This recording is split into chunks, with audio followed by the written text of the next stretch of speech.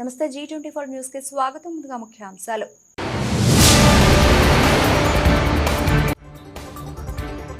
కళ్యాణ్ లక్ష్మి చెక్కుల పంపిణీ కార్యక్రమంలో బీఆర్ఎస్ కార్యకర్తలపై దాడి చేసిన కాంగ్రెస్ కార్యకర్తలు.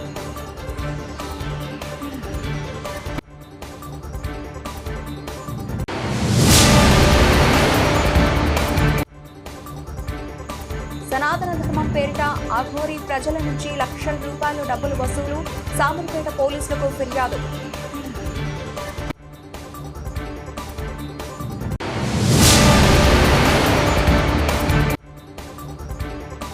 సుప్రీంకోర్టు ఆదేశాలతో వేరే సీఎం అయితే రాజీనామా చేసేవాడు. BRS working president KTR fight. BJP, ED, సిబిఐల మీద ఆధారపడి ప్రభుత్వాన్ని నడుపుతుందన్నారు మంత్రి పొన్నం ప్రభాకర్. దేశం కోసం ప్రాణాలు అర్పించి దేశంలో ప్రజాస్వామికంగా పరిపాలన కొనసాగించి ప్రాణాలు అర్పించిన కాంగ్రెస్ పార్టీ నాయకత్వం అవినీతికి పాల్పడదలుచుకుంటే వారి చేతిలో ఉన్నటువంటి అధికారం ఎప్పుడో ఉపయోగపడేది. కానీ దేశ అభివృద్ధి కోసమే త్యాగం చేసిన కుటుంబం గాంధీ కుటుంబం. నరేంద్ర మోదీ ప్రభుత్వం కక్ష సాధింపు చర్యలతో రాజకీయంగా ఎదుర్కోలేక కాంగ్రెస్ పార్టీ బలపడుతోందో, బీజేపీ బలహీనపడే సందర్భంలో పార్లమెంట్లో బయట నరేంద్ర మోదీ జవాబు చెప్పలేక వ్యతిరేకత వస్తున్న సందర్భంలో కాంగ్రెస్ నాయకత్వాన్ని వేధింపులతో గురి చేస్తోంది. ఇది రాజకీయ కక్ష సాధింపు చర్య. 80 సంవత్సరాలు ఉన్న సోనియా గాంధీపై ఇలాంటి వేధింపులు సరైంది కాదు. నేషనల్ హెరాల్డ్ పత్రిక ఆ రోజు స్వాతంత్ర్యం కోసం పోరాడింది. బీజేపీ, ఈడీ, సిబిఐల మీద ఆధారపడి ప్రభుత్వాన్ని నడుపుతోంది. మిత్రపక్షాలు ఎంత అవినీతి చేసినా మాట్లాడకుండా ప్రత్యర్థులను కక్ష సాధింపు ధోరణి మంచిది కాదు. దేశం కోసము ప్రాణాలు అర్పించి దేశంలో ప్రజాస్వామికంగా పరిపాలన కొనసాగించిన కాంగ్రెస్ పార్టీ నాయకత్వం అవినీతికి పాల్పడదలుచుకుంటే వారి చేతిలో ఉన్నటువంటి అధికారంలో వారు ఎక్కడో ఉండేటువంటి వాళ్ళు. కానీ దేశ అభివృద్ధి కోసమే త్యాగం చేసినటువంటి కుటుంబం ఈరోజు నరేంద్ర మోడీ గారి చేతిలో కక్ష సాధింపుకు గురి అవుతా ఉన్నది. రాజకీయంగా ఎదుర్కోలేక కాంగ్రెస్ పార్టీ ఎప్పుడెప్పుడైతే బలపడతా ఉందో, భారతీయ జనతా పార్టీ బలహీనపడే సందర్భంలో నరేంద్ర మోడీ గారు జవాబు చెప్పలేక అటు పార్లమెంట్లో కానీ బయట కానీ ప్రజల వ్యతిరేకత వస్తున్న సందర్భంలో కాంగ్రెస్ నాయకత్వాన్ని డిమోరలైజ్ చేయాలని ఇటువంటి వేధింపులకు గురి చేస్తూ ఉన్నారు. ఇది రాజకీయ కక్ష సాధింపే. 80 సంవత్సరాలు పడ్డ సోనియా గాంధీ గారి పైన ఇటువంటి కార్యక్రమాలు చేయడం కానీ, లేదా నేషనల్ హెరాల్డ్ ఆ రోజు స్వతంత్రం కోసం పోరాడే సందర్భంలో తీసిన పత్రికకు సంబంధించిన అంశం మీద రాజకీయం చేయడం కానీ, ఇవన్నీ కూడా చూస్తూ ఉంటుంటే బీజేపీ పార్టీ సిబిఐ, ఈడీల మీదనే ఆధారపడి ఈ ప్రభుత్వాన్ని నడుపుతోంది.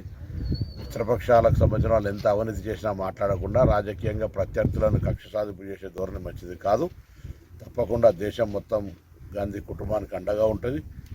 రాజకీయాల లోపల మచ్చ లేనటువంటి కుటుంబంగా ఈరోజు దేశ స్వతంత్రం కోసం పోరాడిన పార్టీకి సంబంధించినటువంటి వారసులుగా జరుగుతున్న సందర్భంలో ఇటువంటి వేధింపులను అందరూ కూడా ఖండించాలని సందర్భంగా కోరుతూ కాంగ్రెస్ పార్టీ దేశవ్యాప్తంగా ఉద్యమం చేస్తుంది. ప్రజలందరూ కూడా ఆలోచన చేయండి.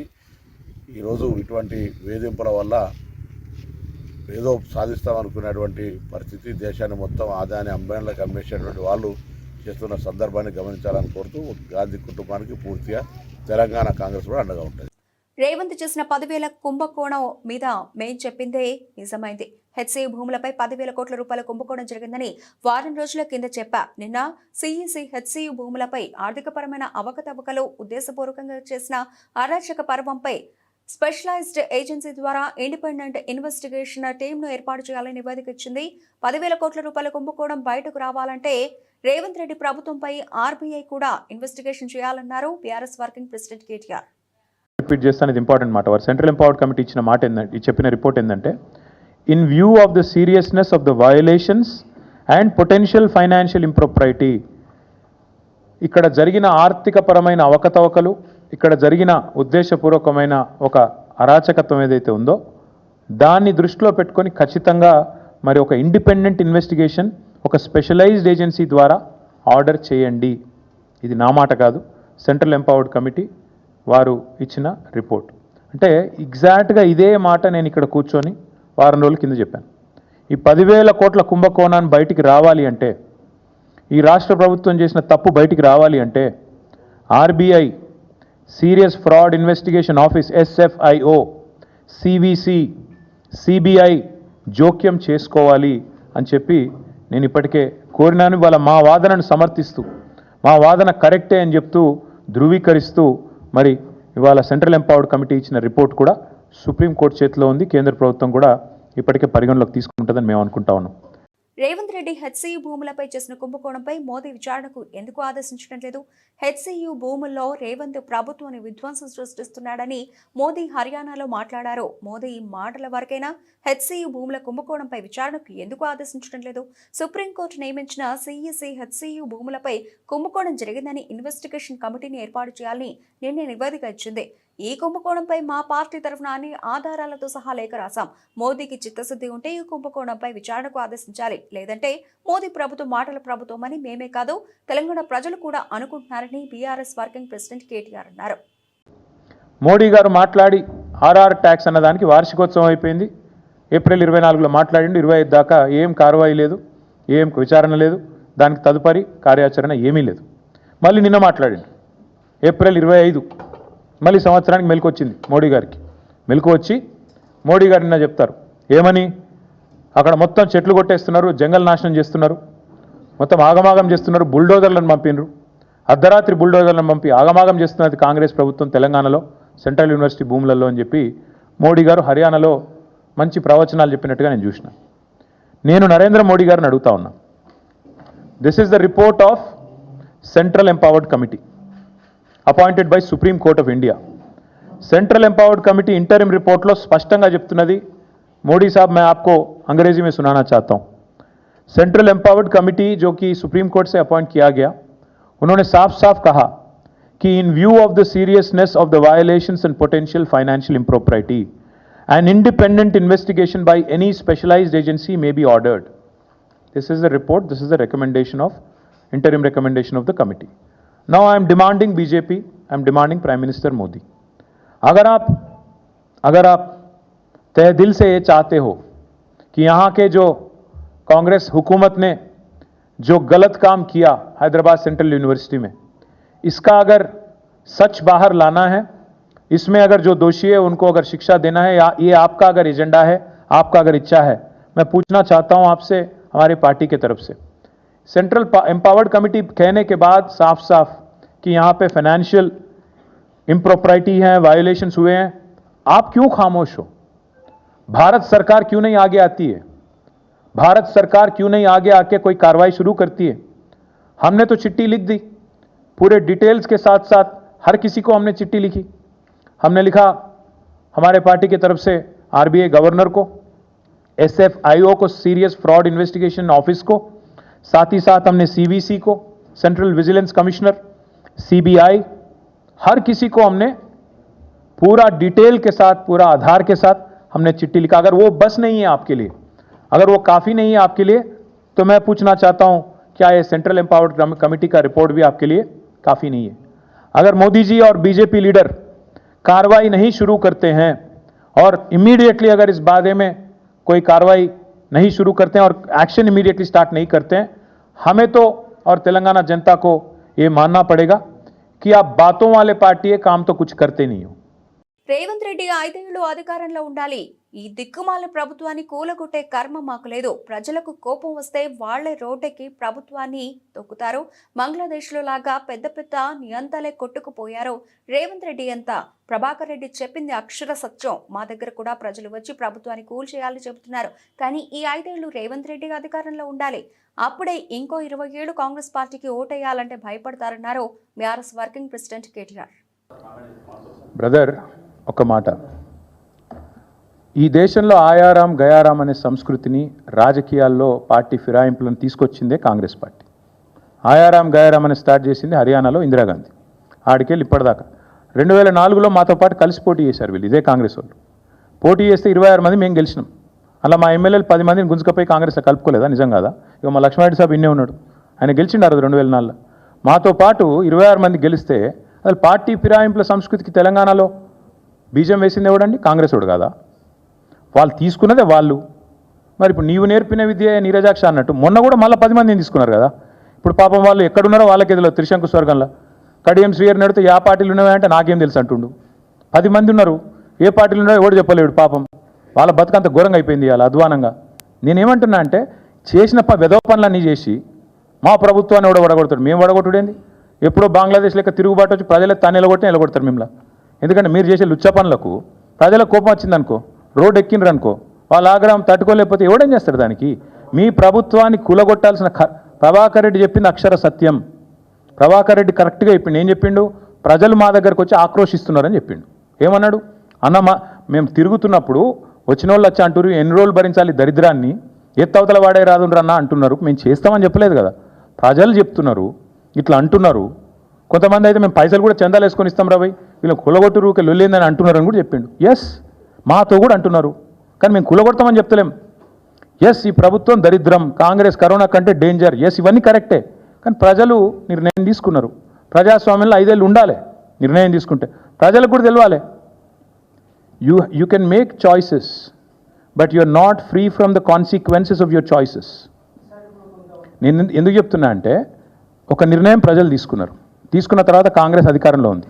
నేనైతే మనస్ఫూర్తి కోరుకుంటున్నా కాంగ్రెస్ 5 ఏళ్ళు ఉండాలి, రేవంత్ రెడ్డే ఉండాలి 5 ఏళ్ళు. ఎందుకంటే మళ్ళీ 20 ఏళ్ళ తర్వాత ఎవడు కాంగ్రెస్ కోటేయడు. ఇది నా వ్యక్తిగత అభిప్రాయం. కాబట్టి మాకు ఈ దిక్కుమాలిన ప్రభుత్వాన్ని కూలగొట్టే ఆలోచన కానీ ఎజెండా కానీ కర్మ కానీ మాకు లేదు. అవసరమైతే సందర్భం వస్తే ప్రజలే రోడెక్కుతారు, తొక్కి అవతల వాడేస్తారు. ఇంతకంటే పెద్ద పెద్ద నియంత్రలే కొట్టుకపోయారు. Thank you. రాహుల్ గాంధీని చూసి మోదీ భయపడుతున్నాడు, అందుకే ఈడీ కేసు వేశాడు. 100 మంది మోదీలు వచ్చినా గాంధీ కుటుంబ ప్రతిష్టకు భంగం కలిగించలేరన్నారు మంత్రి జూపల్లి కృష్ణారావు. దేశం ముక్కలు కావద్దు, కులాల పేరు మీద మతాల పేరు మీద దేశ సమగ్రత కోసం చెప్పని కాశ్మీర్ నుంచి కన్యాకుమారి దాకా పాదయాత్ర చేసి దేశాన్ని ఒకటిగా చేసేటువంటి ప్రయత్నం చేయడం జరిగింది. ఈ మధ్య కాలంలో రాహుల్ గాంధీ గారు సమాజంలో ఉన్నటువంటి కులాల దామాస పద్ధతిలో ఉద్యోగాలైనా చదువులైనా వాళ్ళ హక్కు కులగణన చేపట్టాలని చెప్పని నినదించి ఇలా తెలంగాణ రాష్ట్రంలో ఏ విధంగా అయితే కులగణన చేయడం జరిగిందో అదే పద్ధతిలో ప్రధానమంత్రిని మోడీని హెచ్చరిస్తూ దమ్ము ధైర్యం ఉంటే భారతదేశం మొత్తంలో కూడా ఈ కులగణన చేపట్టి బీసీలైన అన్ని కులాల వాళ్ళు కూడా వాళ్ళ జనాభా నిష్పత్తి ప్రకారం వాళ్లకు రిజర్వేషన్ హక్కు కల్పించాలని నినదించడం జరిగింది. ఇవన్నీ కూడా తప్పించుకోలేని కార్యక్రమాలు మోడీకి. అందుకనే ఈ కుటుంబం యొక్క ప్రతిష్టను దిగజార్చితే ఈడీలో సిబిఐలో పెట్టి భయపెడతారంటే ప్రాణత్యాగం చేసిన వాళ్ళు, యావత్ ఆస్తిని దారాదత్తం చేసిన వాళ్ళు, సంవత్సరాల కొద్ది జైల్లో ఉన్నవాళ్ళు ఇవాళ గాంధీ కుటుంబాన్ని మీ తరం అవుతుందా వాళ్ళ ప్రతిష్ట మార్చడానికి, పరిస్థితి దిగడానికి? మోడీ ఇటువంటి 100 మోడీలు వచ్చినా, మోడీ ధ్వజం వచ్చినా ఈ రోజున మీరు ఏమీ చేయలేరు అనేది చూసుకో. మోదీ బ్రిటిష్ వాళ్ళకే భయపడని పార్టీ మాది. 2029లో మోదీని తన్ని జైల్లో వేస్తాం. ఆర్ఎస్ఎస్ మోదీ లాంటి దరిద్రపు కొట్టు నాయకుడికి ఈ దేశానికి ఇచ్చింది మోదీ. మేము ఈ దేశానికి స్వాతంత్రం తెచ్చినాం. మోదీ అమిత్ షాలు దరిద్రులు, కేడీలు, దొంగలు. మోదీ స్వాతంత్రం సంగ్రామంలో మీ పాత్ర ఏంటి అని ప్రశ్నించారు కాంగ్రెస్ ఎమ్మెల్సీ అద్దంకి దయాకర్. రాహుల్ గాంధీ గారిని రాజకీయంగా ఎదుర్కోలేక దొంగ కేసులు పెడుతున్నాడు మోడీ. నేనంటున్నా మోడీకి, ఏ మోడీ, బీజేపీ మోడీ బ్రిటిష్ వాడికే భయపడని కాంగ్రెస్ ఇది బీజేపీకి ఎంత భయపడుతుంది అనుకున్నాం అని చెప్పి ఈరోజు హెచ్చరిస్తున్నా. మోడీ, అమిత్ షా ఒక కేడీలు, ఈ దొంగలు ఇవాళ దేశం కొరకు ప్రాణాలు అర్పించిన కుటుంబం మీద కక్ష కట్టిండు దరిద్రుడు. ఈ రోజు ఎక్కడ రామి స్వాతంత్ర సంగ్రామంలో మీ పాత్ర? ఇవాళ సెంటు భూమి కూడా లేదు, ఇల్లు కూడా లేని కుటుంబం మీద ఈడీ కేసు పెట్టి ఇవాళ మీరు బెదిరించాలని చూస్తే ఇవాళ గాంధీ కుటుంబానికి మేమందరం కూడా సభ్యులమే. అందరూ గుర్తు పెట్టుకోండి. నేను అంటున్నా 2029 లాస్ట్ మోడీ నిన్ను తన్ని తరిమేసే రోజులు ముందున్నాయి, గుర్తు పెట్టుకోండి. 2029 తర్వాత మోడీ ఉండేది జైల్లో. నేను అంటున్నా ఒక మాట, రాఫెల్ డీల్లో నువ్వు అనిల్ అంబానీకి ఇవాళ 45,000 కోట్ల రూపాయల హవాలా చేసినావు. మేము కనుక రేపు అధికారంలోకి వస్తే మేము కేసు పెట్టి నిన్ను జైల్లో పంపలేమా? దొంగతనం చేసింది మీరు, కేడుని మీరు. ఇలా రాహుల్ గాంధీ మీద, అమ్మ సోనియా గాంధీ మీద ఇలా మీరు కుట్రలు పండుతున్నారు. ఒక్క మాట, ఆర్ఎస్ఎస్ ఈ దేశానికి ఇచ్చిందా? ఆర్ఎస్ఎస్ యొక్క విధానం మీద ఈ దేశ ప్రతిపక్ష నాయకుడిని మొత్తం టెర్మినేట్ చేసిన చరిత్ర ఇవాళ బీజేపీకి ఉన్నది. భయపడ్డా రాహుల్ గాంధీ? ఇవాళ ఎవరైతే ద్వేషం పంచుతున్నారో వాళ్ళ బజార్లో ప్రేమ కొట్టును పెట్టిడు రాహుల్ గాంధీ. ఇది కాంగ్రెస్ పార్టీ యొక్క కల్చర్. మేము ప్రేమనిస్తున్నాం, మీరు ద్వేషాన్ని పెంచుతున్నారు. విడగొట్టే మోడీకి తన్ని తరిమి కొట్టే రోజులు మన కాంగ్రెస్ పార్టీ చేస్తుందనే విషయాన్ని గుర్తుపెట్టుకోవాల్సిన అవసరం ఉంది. నేను అంటున్న చివరిగా ఒక మాట చెప్తున్నా మిత్రులారా, 45 సంవత్సరాల బీజేపీ, 45 సంవత్సరాల బీజేపీ, ఇలా 145 ఏళ్ల పైచిలకు చరిత్ర ఉన్న కాంగ్రెస్ పార్టీ ఈ దేశానికి స్వాతంత్రం తెచ్చినాం రా. ఒక ప్రజాస్వామ్య ద్రోహి మోడీ ఇలా ఈడీని ఎనిమీ ఆఫ్ ది డెమోక్రసీగా చేసిండు. దేశంలో ఎవరైనా ప్రజాస్వామికవాదులు ప్రశ్నిస్తే వాళ్ళ మీద దాడులకు పుచ్చుకొలుపుతున్న మోడీని పాతాళంలోకి తొక్కడమే మన లక్ష్యంగా ఉండాలని చెప్పి నేను కాంగ్రెస్ శ్రేణులందరికీ కూడా తెలియజేస్తున్నా. రాహుల్ గాంధీ మీరు కొట్టారండి. తెలంగాణ కాంగ్రెసే కాదు, యావత్ దేశం మీ వైపు చూస్తున్నది. ఇలా 99 సీట్లు వస్తేనే ఇలా భయపడిపోతున్నారు మోడీ, అమిత్ షా. రేపటి కనుక అధికారంలోకి వస్తుందని ఒక ఆలోచన కనుక ఉంటే ఇలాంటి పరిస్థితిలో వస్తే మా బతికేందని చెప్పేలా మోడీ చూస్తున్న పరిస్థితి. కాబట్టి ఇవాళ దేశ ద్రోహులుగా మోడీ, అమిత్ షా ఉన్న స్థితిని మనమందరం కూడా గమనించి కాంగ్రెస్ పార్టీని రక్షించుకోవాలి, ప్రజాస్వామ్యాన్ని రక్షించుకోవాలి. రాజ్యాంగ పరిరక్షకుడు రాహుల్ గాంధీని అమ్మ సోనియా గాంధీ వెంట మనం అందరం ఉండాలని చెప్పి తెలియజేస్తూ జై కాంగ్రెస్. కంచగచ్చిబౌలి భూముల విషయంలో ఇంత జరుగుతుంటే రేవంత్ ఎందుకు మాట్లాడడం లేదు? అధికారులను బలి పశువులను చేస్తామంటే కుదరదు. కేంద్ర బీజేపీ ప్రభుత్వానికి చిత్తశుద్ధి ఉంటే కేవలం మాటలతోనే సరిపెట్టకుండా ఈ భూ కుంభకోణం అంశంపై వెంటనే విచారణకు ఆదేశించాలన్నారు బీఆర్ఎస్ వర్కింగ్ ప్రెసిడెంట్ కేటీఆర్. రాష్ట్ర ప్రభుత్వాన్ని అడుగుతున్నా, మేమేమే బెబ్బెబ్బే కాదు, ఎవరినో అడ్డం పెట్టుకుని శిఖండి రాజకీయం చేయడం కాదు. చిత్తశుద్ధి ఉంటే ముఖ్యమంత్రి రేవంత్ రెడ్డి బయటికి రావాలా. ఫార్ములా ఈ కేసులో నా మీద ఏదో అడ్డమైన ఆరోపణలు చేస్తే నేను చెప్పిన, నేను విధానపరమైన నిర్ణయం మంత్రిగా తీసుకున్నానని చెప్పిన, అధికారులను బలిపశువుని చేయలే. ఐఏఎస్ అధికారులను వీళ్ళను ముంగట దోసేసి నేను వెనకకు తప్పుకోలే. ఎస్, ఏమైనా ఆ విధానపరమైన నిర్ణయం విషయంలో మీకేమైనా అభ్యంతరం ఉంటే దానికి బాధ్యత నేను తీసుకుంటా అని చెప్పి ఇప్పుడు కూడా చెప్తున్నా. రాజకీయం అంటే అట్లా చేయాలి, అంతేగాని మంచి జరిగితే నాది, చెడు జరిగితే అధికారులది అని ముందు పెట్టి వాళ్ళని బలిపశువులను చేసే కుసంస్కారం మా పార్టీకి లేదు. ఇవాళ నేను రేవంత్ రెడ్డిని అడుగుతా ఉన్నా, నువ్వు చెప్పు, బయటికి రా. ఇప్పటిదాకా నోరు విప్పలే. 400 ఎకరాల భూమిని, నీది కాని భూమిని టీజీఐఏసీ తాకట్టు పెట్టి 10,000 కోట్ల అప్పు తీసుకోవడం తప్పు కాదా? నంబర్ 1. యాజమాన్య హక్కులు లేకుండా ఆర్థిక సంస్థలను, బ్యాంకులను మోసం చేయడం నేరం కాదా? నేను అడుగుతా ఉన్నా. ఆర్థిక సంస్థలను మోసం చేసిన ముఖ్యమంత్రిని, టీజీఐఏసీ సంస్థను విచారించకపోతే మోడీ గారి తప్పు కాదా? కేంద్ర ప్రభుత్వ తప్పు కాదా? సెంట్రల్ ఎంపవర్డ్ కమిటీ రిపోర్ట్ ఇంత స్పష్టంగా ఉన్న తర్వాత కూడా కేంద్ర ప్రభుత్వం యాక్ట్ చేయకపోతే కేంద్ర ప్రభుత్వం కూడా ఇందులో కంప్లిసిట్ కాదా?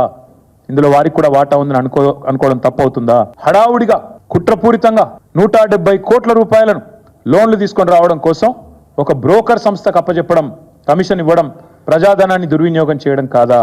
మార్కెట్ రేట్ కంటే 3% ఎక్కువగా 6.6% సిఆర్ఆర్ ఉంటే 3% ఎక్కువ పెట్టి 9.5% వడ్డీకి లోన్లు తీసుకొచ్చి అనుచిత ఆర్థిక లబ్ధి మరి బ్రోకర్ సంస్థకు చేకూర్చడం, బీకన్ అనే సంస్థకు చేకూర్చడం మీద విచారణ జరగాల్సిన అవసరం లేదా? ఇందులో మోడీ గారి ప్రభుత్వానికి బాధ్యత లేదా? అన్ని రకాల నిబంధనలు తుంగలో దొక్కి పర్యావరణ హననానికి పాల్పడి భారీ అవినీతికి పాల్పడ్డ రాష్ట్ర ప్రభుత్వం, రాష్ట్ర ముఖ్యమంత్రి అధికారులను బలిపశువు చేస్తామంటే కుదరదు. ఖచ్చితంగా రాష్ట్ర ప్రభుత్వం, రాష్ట్ర ముఖ్యమంత్రి మీద వెంటనే మేము డిమాండ్ చేసిన విధంగా CBC, CBI, SFIO, RBI, SEBI investigation start చేయాలని చెప్పి మేము డిమాండ్ చేస్తా ఉన్నాం. కేంద్ర ప్రభుత్వానికి చిత్తశుద్ధి ఉంటే ఈ నెలాఖరు లోపల స్పందించండి.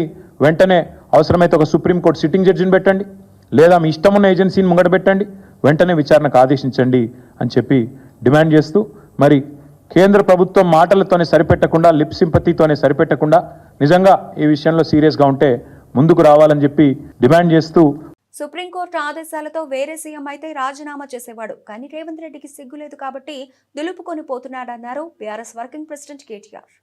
అహంకారంతో, అధికార మదంతో విర్రవీగి మేము నియంతలం, మేము చక్రవర్తులం, మేము రారాజులం అని ఎవరైనా భావిస్తే ప్రజాస్వామ్యంలో దానికి తావులేదు. ఈ దేశంలో ఉండే 4 స్తంభాల్లో, ప్రజాస్వామ్యానికి మూల స్తంభాలైన 4 స్తంభాల్లో ఒకటైన న్యాయ వ్యవస్థ ఇంకా అన్ని గమనిస్తూనే ఉన్నది. అన్ని అవగాహన చేసుకుంటూనే ఉన్నది. తప్పకుండా సరైన సమయంలో సరైన పద్ధతుల్లో స్పందిస్తుంది అని చెప్పి నిన్న సుప్రీంకోర్టులో జస్టిస్ గవాయి గారి నేతృత్వంలో జరిగిన ఆ వాదోపవాదాలు విన్న తర్వాత ఈ దేశంలో సగటు పౌరుడికి న్యాయ వ్యవస్థ మీద గౌరవం పెరిగే విధంగా, ముఖ్యంగా అధికారంలో ఉన్న వాళ్ళ అధికార అహంకారం తగ్గే విధంగా ఉన్నదని చెప్పక తప్పదు. నిన్నటి సుప్రీంకోర్టు యొక్క డైరెక్షన్, ఆ 100 ఎకరాలు ఎప్పుడు రిస్టోర్ చేస్తారు, ఎక్కడైతే మీరు చెట్లు కొట్టేసి ఆ పర్యావరణాన్ని అతలాకుతలం చేసినారో ఎప్పుడు మళ్ళీ తిరిగి పునరుద్ధరిస్తారు, ఎట్లా పునరుద్ధరిస్తారు అనే స్పష్టమైన ఒక రోడ్ మ్యాప్తో రండి. లేకపోతే అక్కడనే అదే స్థలంలో ఒక తాత్కాలిక కారాగారం ఏర్పాటు చేసి, తాత్కాలిక జైలు ఏర్పాటు చేసి మీ అధికారులను జైలుకు పంపుతాం అనే మాట సుప్రీంకోర్టు చెప్పింది. అంటే నిజానికి ఇంకో ముఖ్యమంత్రి అయితే కొంత ఆత్మాభిమానం, కొంత పౌరుషం, కొంత సిగ్గు ఇవన్నీ ఉన్న ముఖ్యమంత్రి అయితే ఈ పాటికి రాజీనామా చేసి పోవాలి. కానీ అక్కడ ఉన్నది రేవంత్ రెడ్డి. ఆయనకి ఇందాక నేను చెప్పిన ఇలాంటి ఏవి కూడా లేవు. కాబట్టి సహజంగానే దులుపుకొని పోతా ఉన్నారు. కానీ నిన్న సుప్రీంకోర్టు డైరెక్షన్ ఏదైతే ఉందో ఇది 100 ఎకరాలు వెంటనే పునరుద్ధరించాలనేది, ఇది విద్యార్థుల విజయం, ఇది హైదరాబాద్ సెంట్రల్ యూనివర్సిటీ యొక్క ప్రొఫెసర్ల విజయం. నిజంగా చెప్పాలంటే ఈ రాష్ట్రంలోని, ఈ దేశంలోని పర్యావరణ ప్రేమికుల విజయంగా చెప్పక తప్పదు. సనాతన ధర్మం పేరిట అఘోరి ప్రజల నుంచి లక్షల రూపాయలు డబ్బులు వసూలు చేస్తున్నారని షామీర్పేట పోలీసులకు ఫిర్యాదు అందింది. హిజ్రాలకు చెడ్డ పేరు తెచ్చేలా ప్రవర్తిస్తోందని ఆరోపిస్తూ జోగిని సంధ్య ఆగ్రహం వ్యక్తం చేశారు. ఇలాంటి వాళ్లను సమాజం నుంచి తరిమి కొట్టాలని డిమాండ్ చేశారు. ప్రభుత్వం నుంచి చర్యలు తీసుకోవాల్సిన అవసరం ఎంతైనా ఉందన్నారు. ఈ ఫిర్యాదుపై దర్యాప్తు చేసి యాక్షన్ తీసుకుంటామని సిఐ శ్రీనాథ్ తెలిపారు. చెప్పండి మేడం. నమస్తే అండి, నా పేరు జోగిని సందే. నేను షామీర్పేట పిఎస్లో ఈరోజు కంప్లైంట్ చేయడం జరిగింది. సార్ వాళ్ళు కూడా మనకు హెల్ప్ చేస్తున్నారు. ఇలాంటి వాళ్ళని మనము ఎంత మట్టికైతే అంత మట్టికి అన్యాయం చేసిన వాళ్ళందరినీ లోపటేయమని నేను కోరుకున్నా. వారి వెనుకలైతే ఎవరైతే బ్లాక్ దందా వాళ్ళు అవుతున్నారో వాళ్ళందరినీ లోపటేయాలని నేను కోరుకుంటూ, ఈరోజు ట్రాన్స్ కమ్యూనిటీ ఒక జోగిని వ్యవస్థ, ఒక లేడీస్కి, ఒక అఘోరాలకు, ఒక నాగ సాధులకి ఈరోజు ఇజ్జత్ పోయేటట్టు చేసిండు. ఇలాంటి వాళ్ళని లోపటేసి మన గవర్నమెంట్కి సెల్యూట్ చెప్తున్నాను. ఇలాంటి వాళ్ళని చాలా మటుకు కాపాడుతుంది. ఇలాంటి గవర్నమెంట్ మనం తెచ్చుకున్నాం. ఇలాంటి గవర్నమెంట్ మనకు వద్దు. ప్రతి ఒక్కరిని శిక్షించండి. అన్యాయం చేసిన వాళ్ళని శిక్షించి లోపటేయండి. ఆడు కత్తులతో దాడి చేసినా ఏ చేసినా కానీ ఇంతవరకు మనకి ఏ హెల్ప్ చేస్తలేదు. ఇప్పటికైనా హెల్ప్ చేయండి. జై సనాతన ధర్మం. ఒక పర్సన్ వచ్చి కంప్లైంట్ ఇవ్వడం జరిగింది. దాని విషయంలో అఘోరి అలియా శ్రీనివాస్ అతని మీద కంప్లైంట్ ఇస్తారు. దాన్ని ఒకసారి వెరిఫై చేసి లీగల్గా ఏం చేయగలుగుతామనేది ఒపీనియన్ తీసుకున్న తర్వాత ఫర్దర్ యాక్షన్ తీసుకోవడం జరుగుతుంది. బీఆర్ఎస్ కార్యకర్తలపై కాంగ్రెస్ కార్యకర్తల దౌర్జన్యం. కళ్యాణ్ లక్ష్మి చెక్ల పంపిణీ కార్యక్రమంలో బీఆర్ఎస్ కార్యకర్తలపై దాడి చేసిన కాంగ్రెస్ కార్యకర్తలు. రంగారెడ్డి జిల్లా కందుకూరు మండల పరిధిలో కళ్యాణ్ లక్ష్మి చెక్లు పంపిణీ చేస్తున్న బీఆర్ఎస్ ఎమ్మెల్యే సబితా ఇంద్రారెడ్డి కేసీఆర్ గురించి, కాంగ్రెస్ హామీల గురించి ప్రస్తావించారు. దీంతో బీఆర్ఎస్ నాయకులు కార్యకర్తల మీద దాడికి పాల్పడ్డ కాంగ్రెస్ కార్యకర్తలు.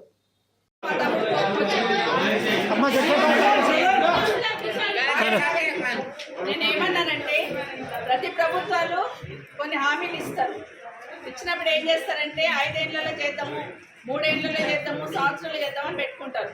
కానీ ఇప్పుడు వచ్చిన ప్రభుత్వం, రేవంత్ రెడ్డి గారి ప్రభుత్వం ఏమన్నదంటే 100 రోజులు మీకు గ్యారెంటీ కార్డు ఇచ్చిండు సంతకాలు పెట్టి. 100 రోజులల్లా ఈ 6 హామీలు 6 9 ఉంటాయి. ఈ 9ని మేము 100 రోజులలో చేస్తామన్నారు. 100 రోజులలో చేయకపోతే మేము అడగకపోతుంటిమి. అయినా మీకు ఇక్కడ ఉన్న మా సోదరుల చేతులు ఏముండదు. పైన ప్రభుత్వం దృష్టికి తీసుకుపోతారని ఆలోచన. మేము పోయినప్పుడు ఇట్లా అడుగుతున్నారు కింద. కాబట్టి మీరు చేయండి అని పైన ఉన్న ప్రభుత్వం దృష్టికి తీసుకుపోవాలని మాత్రమే చెప్తున్నాను. మళ్ళీ చెప్తున్నాను, తులం బంగారం బాకీనే. తులం బంగారం ఖచ్చితంగా బాకీ. 1,00,000 రూపాయలు ఇచ్చినారు, 1,00,000తో పాటు తులం బంగారం ఇవ్వాలా. ఒకటి మాత్రం వాస్తవం.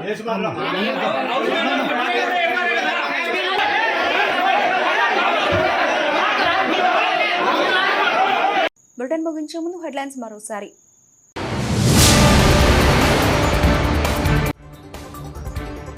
కళ్యాణ్ లక్ష్మి చెక్ల పంపిణీ కార్యక్రమంలో బీఆర్ఎస్ కార్యకర్తలపై దాడి చేసిన కాంగ్రెస్ కార్యకర్తలు.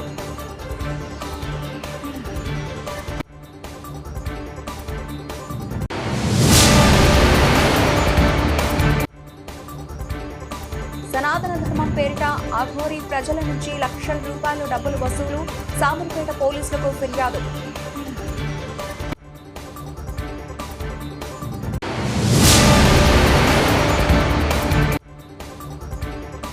సుప్రీంకోర్టు ఆదేశాలతో వేరే సీఎం అయితే రాజీనామా చేసేవాడు. TRS working president KTR fight.